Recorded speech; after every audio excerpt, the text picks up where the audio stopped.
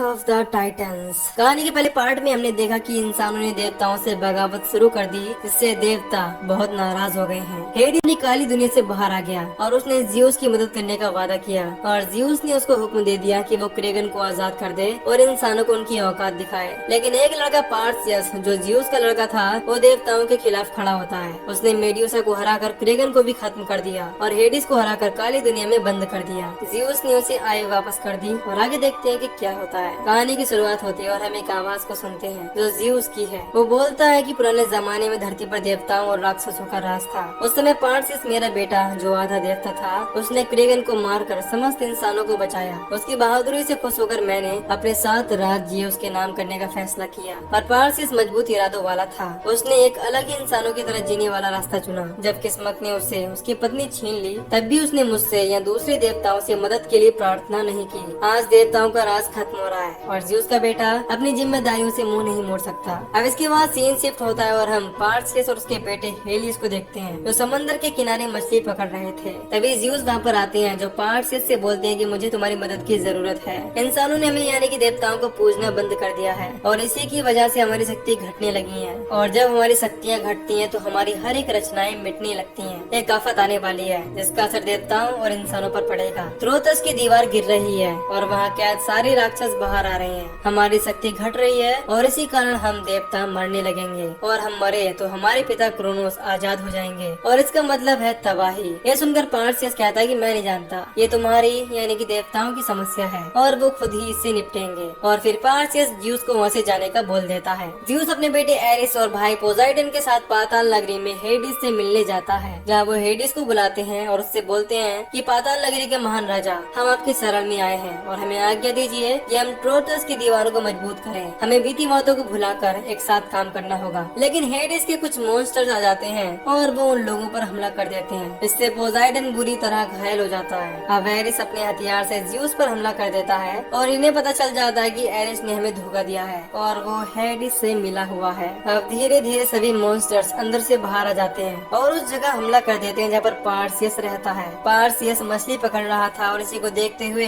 वो अपने घर की तरफ अपने लड़के को बचाने के लिए भागता है। वहाँ जाकर वो देखता है कि उस मॉन्स्टर्स ने तबाही मचा रखी है, इसीलिए वो अपनी तलवार निकालता है और उससे फाइट करने लगता है और कुछ ही देर में पार्सियस उन मॉन्स्टर्स को मार गिराता है। इसके बाद पार्सियस हेलियस को लेकर एक मूर्ति की गुफा में लेकर जाता है, जहाँ पर जियोस की बहुत बड़ी मूर्ति थी। वहाँ जाकर वो आंख बंद करके जियोस को बुलाने लगता है। तभी वहाँ पर पोसाइडन आ जाते हैं, जो बहुत ही घायल थे। वो पार्सियस से कहते हैं कि हेडिस और एरिस इंसानों के खिलाफ राक्षसों से मिल गए हैं, देवता गायब हो गए हैं और अब कुछ बहुत बुरा होने वाला है। जियोस को पाताल नगरी में कैद कर लिया गया है। इस दुनिया में अब तुम ही आखिरी उम्मीद बचे हो, वरना कयामत आ जाएगी। ये सब सुनकर पार्सियस की आंखों में आंसू आ जाते हैं और वो पोसाइडन से पूछता है कि मैं ये सब कैसे रोकूं। इस पर पोसाइडन बताता है कि तुम्हें एजनोर को ढूंढना है, जो मेरा बेटा है। वो रानी एंड्रोमेडा के यहाँ कैद है, उससे कहना कि वो तुम्हें सातिर लंगड़े के पास ले जाए। इसके बाद वो पार्सियस को एक औजार देता है और बोलता है कि इसे इस्तेमाल करना। और फिर पोसाइडन की मौत हो जाती है और उसका शरीर वहीं पर मिट्टी में मिल जाता है। फिर पार्सियस एजनोर को ढूंढने के लिए रानी एंड्रोमेडा के महल जाने के लिए रवाना हो रहा था। तभी उसका उड़ता हुआ घोड़ा वहाँ आ जाता है। इसे देखकर वो खुश हो जाता है। अब वो हेलियस को वहीं छोड़कर उस पर बैठकर वहाँ से चला जाता है। कुछ ही देर में वो रानी एंड्रोमेडा के पास पहुँच जाता है और वहाँ जाकर वो एजनोर से मिलता है, जिसे कैद करके रखा गया था।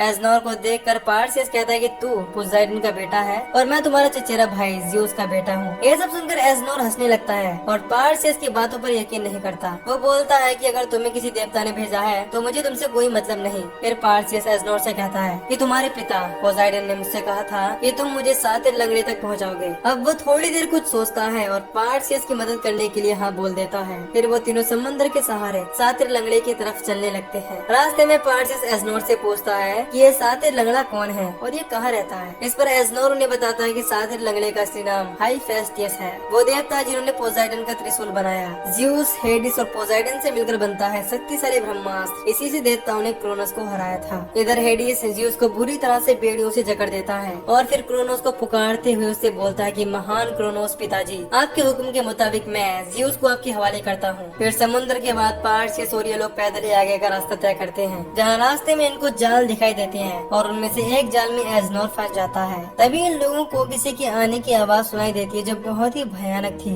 इनके सामने 2 राक्षस आते हैं जो बहुत ही बड़े थे और इनकी सिर्फ एक ही आग थी और फिर इन लोगों में लड़ाई होने लगती है, जहाँ पार्सियस उन राक्षसों को किसी तरह से हरा देता है। तभी वहाँ पर एक और राक्षस आ जाता है जो पार्सियस के सामने घुटने टेक देता है। इधर हम जियूस को देखते हैं जिसे बेड़ियों से बांध दिया गया था और एरिस अपने पिता जियूस को बहुत मार रहा था। पास में ही हेडिस खड़ा हुआ था, वो ये सब देख रहा था। फिर वो एरिस को वहाँ से दूर फेंक देता है और उससे बोलता है कि अपने बाप को मारना बंद करो। इस पर एरिस चिल्लाते हुए बोलता है कि हम दोनों साथ थे और अब आप कमजोर पड़ रहे हैं। तभी हेडिस बोलता है कि तुम्हारी कमजोरी है तुम्हारे पिता और भाई के लिए तुम्हारा अंधा गुस्सा। लड़ना कब बंद करना है ये तुम नहीं जानते, तुम वैसे ही जीत चुके हो क्योंकि क्रोनोस जियूस की शक्ति छीन रहा है। इधर वो तीनों राक्षस पार्सियस और उसके साथियों को सातिर लंगड़े के पास तक ले जाते हैं। सातिर लंगड़ा पार्सियस को देखकर उससे पूछता है कि क्या तुम महान देवता जियूस के बेटे हो, वही जिसने क्रेगन को मारा। पोसाइडन मर चुका है और जियूस को कैद कर लिया गया है। ये बात कुछ हजम नहीं हुई। इसके बाद पार्सियस पोसाइडन का दिया हुआ त्रिशूल जमीन के अंदर गाड़ देता है और सातिर लंगड़े के ऊपर चिल्लाते हुए बोलता है कि आपने देवताओं के लिए ये औजार बनाए थे और अब आपको हमारी मदद करनी होगी। लेकिन सातिर लंगड़ा पार्सियस की बातें नहीं सुनता और उनकी मदद करने से इनकार कर देता है। फिर एंड्रोमेडा सातिर लंगड़े के आगे घुटने टेक देती है और उससे मदद मांगते हुए बोलती है कि आप गलत समझते हैं कि इंसान होना एक कमजोरी है। इंसान जब उम्मीद करते हैं तब कोई उम्मीद नहीं बचती।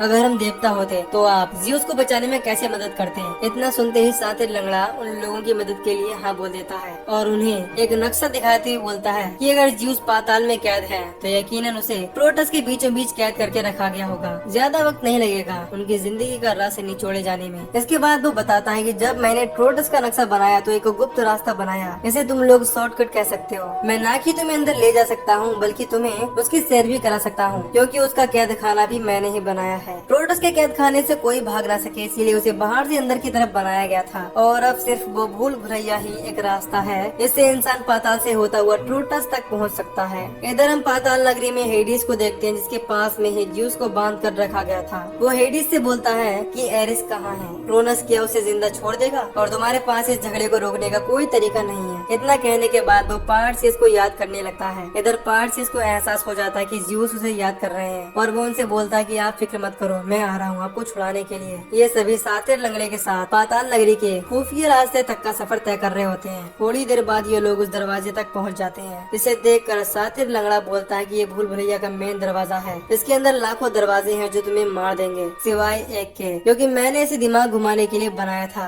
आखिरकार दिमाग ही तो सबसे बड़ी भूल भुलैया है, तो इसके लिए तुम्हें तुम्हारे डर पर काबू रखना होगा अगर तुम प्रोटस तक पहुंचना चाहते हो तो। लेकिन तभी अचानक से वहाँ पर आसमानों से एरिस की जोरदार एंट्री होती है। इसे देखकर इन लोगों की बैंड बज जाती है। सातिर लंगड़ा उसे देखकर डर जाता है और जल्दी से दरवाजे को खोलने लगता है, लेकिन एरिस आकर सबसे पहले पार्सियस से मिलता है और उसकी जोरदार धुलाई करता है। जब आप में पार्सियस भी उससे फाइट करने लगता है। दरवाजे के खुल जाने के कारण सातिर लंगड़ा सभी लोगों से चिल्लाते हुए बोलता है कि जल्दी चलो क्योंकि दरवाजा ज्यादा देर तक खुला नहीं रहेगा। लेकिन एरिस पार्सियस को वहाँ से जाने नहीं देता और उसे बहुत धोता है। इधर दरवाजा फिर से बंद होने लगता है। इसके कारण सातिर लंगड़ा परेशान हो जाता है और अपनी तलवार उस दरवाजे में फंसाकर एरिस से लड़ने के लिए चला जाता है, इससे पार्सियस वहाँ से निकल सके। अब सातिर लंगड़ा एरिस को पकड़ लेता है। इसके बाद एरिस उसके अंदर अपनी तलवार घुसा देता है, लेकिन फिर भी सातिर लंगड़ा हार नहीं मानता और एरिस को पकड़े रखता है। और मौका देखकर पार्सियस, एजनोर और एंड्रोमेडा दरवाजा बंद होने से पहले उसके अंदर चले जाते हैं और इधर बाहर सातिर लंगड़ा मारा जाता है। अंदर जाने के बाद इन लोगों को कुछ भी समझ नहीं आता कि अब इन्हें किस तरफ जाना चाहिए, इसीलिए ये सभी उदास हो जाते हैं। तभी एजनोर सातिर लंगड़ा का दिया हुआ मैप निकालता है और बोलता है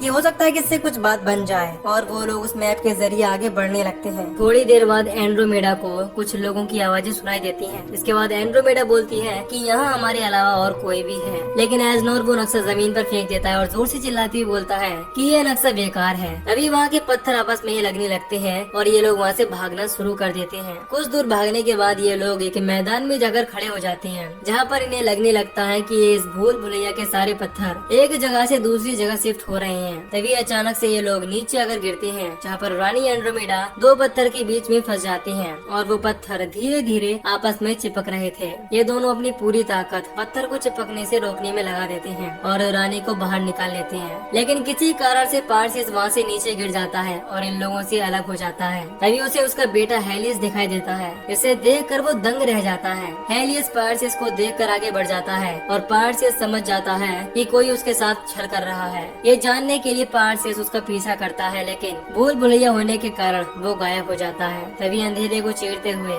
एक सींग वाला आदमी दौड़ते हुए बाहर आता है, जो देखने में पार्सियस से काफी बड़ा था। वो पार्सियस को पटक पटक कर बहुत मारता है, लेकिन पार्सियस भी एक साहसी योद्धा था, इसीलिए वो उसका डटकर सामना करता है। उसकी बहुत मार खाने के बाद पार्सियस पहले उसका एक सींग तोड़ देता है, जिससे वो घायल हो जाता है और फिर वही सींग उठाकर उसकी गर्दन पर जोरदार वार कर देता है, जिससे उसकी मौत हो जाती है। उसके मरते ही भूल भुलैया के सारे पत्थर अपनी जगह से दूसरी जगह शिफ्ट होने लगते हैं, जिन्हें पार्सियस वहीं खड़े खड़े देखता है। और फिर थोड़ी देर बाद एंड्रोमेडा और एजनोर भी आ जाते हैं, जहाँ इन लोगों को टोटरस जाने का रास्ता दिखाई देने लगता है। इधर हेडिस ज़्यूस को बांध कर रखता है और बोलता है कि अब क्रोनोस शक्तिशाली हो गया है, क्योंकि उसने ज़्यूस की सारी शक्ति ले ली है। ज़्यूस हेडिस से माफी मांगते हुए बोलता है कि मेरे भाई, तुम्हें पाताल पहुंचाने के लिए मुझे माफ कर दे, मैंने तुम्हारे साथ बहुत गलत किया। ये सुनकर हेडिस की आंखों में भी आंसू आ जाते हैं, लेकिन एरिस वहाँ आ जाता है और हेडिस के ऊपर एक जोरदार हमला करता है। इसके कारण वो दूर गिर जाता है। इधर वो तीनों देखते हैं कि अब क्रोनोस भी जाग रहा है। फिर हेडिस और एरिस दोनों के बीच में फाइट होने लगती है। थोड़ी देर बाद वो दोनों वहाँ से आग के सैलाब में नीचे गिर जाते हैं, लेकिन किसी कारण एरिस बच जाता है। तभी ये तीनों भी ज़्यूस के पास पहुँच जाते हैं, जहाँ पर ज़्यूस की हालत बहुत खराब थी। उसकी सारी शक्तियाँ छीन ली गई थी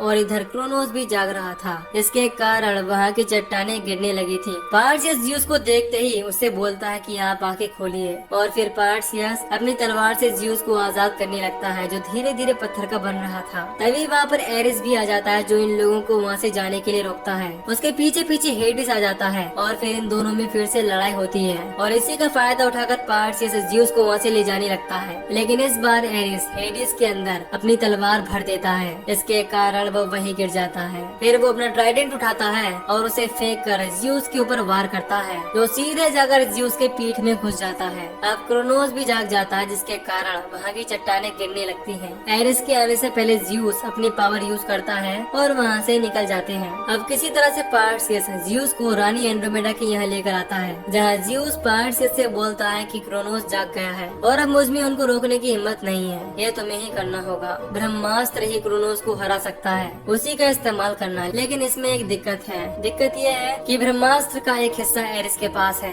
इसीलिए तुम्हें पहले जाकर एरिस से वो हिस्सा लाना होगा। अब पार्सियस एरिस को याद करते हुए बोलता है कि तुम मुझे देवताओं के मंदिर में मिलो और साबित करो कि तुम सही हो। फिर एंड्रोमेडा और उसकी सेना क्रोनोस को रोकने के लिए अपनी योजनाएं बनाने लगती हैं, क्योंकि क्रोनोस अब तबाही लाने वाला था। फिर क्रोनोस के राक्षस उनकी सेना पर हमला कर देते हैं, इसके कारण जंग शुरू हो जाती है। कुछ देर बाद ये दोनों उस मंदिर में मिलते हैं, जहाँ पर पार्सियस को पता चलता है कि एरिस ने उसके बेटे हेलियस को पकड़ कर रखा है। एरिस बोलता है कि फिक्र मत करो, मैं ऐसे कुछ नहीं करूँगा, मैं चाहता हूँ कि ये तुम्हें मरते हुए देखे। अब इन दोनों में लड़ाई होने लगती है। एरिस पार्सियस को बहुत मारता है, इसके कारण वो घायल हो जाता है और जमीन पर गिर जाता है। लेकिन कुछ देर बाद वो उठता है और अपनी तलवार निकालकर एरिस के अंदर डाल देता है, इसके कारण एरिस मर जाता है और उसका शरीर मिट्टी में मिल जाता है। फिर पार्सियस ब्रह्मास्त्र के तीनों हिस्सों को मिलाता है और उसे लेकर क्रोनोस को मारने के लिए वहाँ से निकल जाता है। इधर हेडिस ज़्यूस के पास आकर उसे माफ कर देता है और उसे अपनी आधी शक्ति दे देता है, और ये दोनों क्रोनोस को मारने के लिए मैदान में आ जाते हैं। इधर क्रोनोस भी आ जाता है, जिसको रोकने के लिए सभी लोग अपना पूरा दम लगा देते हैं, लेकिन आंधी और तूफान के बीच क्रोनोस को कोई नहीं रोक पाता। उधर से पार्सियस भी अपने घोड़े पर ब्रह्मास्त्र लेकर क्रोनोस को मारने के लिए आ जाता है और मौका देखकर उसे मारने की कोशिश करने लगता है, लेकिन क्रोनोस उसे देख लेता है और उसके ऊपर आग की बौछार करने लगता है। इसी के कारण पार्सियस उसके मुंह में घुस जाता है और उस पर ब्रह्मास्त्र से वार कर देता है, जिसके कारण उसकी मौत हो जाती है और सभी लोगों में खुशी की लहर दौड़ जाती है। इधर पार्सियस अपने पिता ज़्यूस से आकर मिलता है। ज़्यूस उससे कहता है कि अब किसी की भी कुर्बानी नहीं होगी, अब ना कोई देवता होगा और ना ही कोई इंसान, सभी एक जैसे ही रहेंगे, और हाँ, अपनी शक्ति का सोच समझकर इस्तेमाल करना। और फिर इतना कहने के बाद ज़्यूस की मौत हो जाती है और उसका शरीर हवा में उड़ जाता है। फिर पार्सियस हेडिस के पास जाता है, जो उससे बोलता है कि मेरी सारी शक्ति खत्म हो गई है, और फिर हेडिस भी वहाँ से चला जाता है। फिर वो रानी एंड्रोमेडा के पास जाते हैं, जहाँ वो उसे एक जोरदार और कसकर किस करता है, और रानी एंड्रोमेडा भी खुश हो जाती है, क्योंकि वो भी यही चाहती थी। फिर वो वहाँ से अपने बेटे के पास जाता है, जहाँ पर वो उसे अपनी तलवार देता है और कहता है कि इसे संभालो, क्योंकि तुम महान ज़्यूस के पोते हो। हेलियस इस तलवार को हाथ में लेते हुए बोलता है कि अब इसे मैं संभालूंगा। और इसी के साथ ये मूवी यहीं पर खत्म हो जाती है। तो दोस्तों, अगर आपको इस मूवी की एक्सप्लेनेशन पसंद आई हो तो वीडियो को लाइक और चैनल को सब्सक्राइब कर दीजिए। बाकी मैं मिलूंगा आपसे न्यू वीडियो में। Till then take care.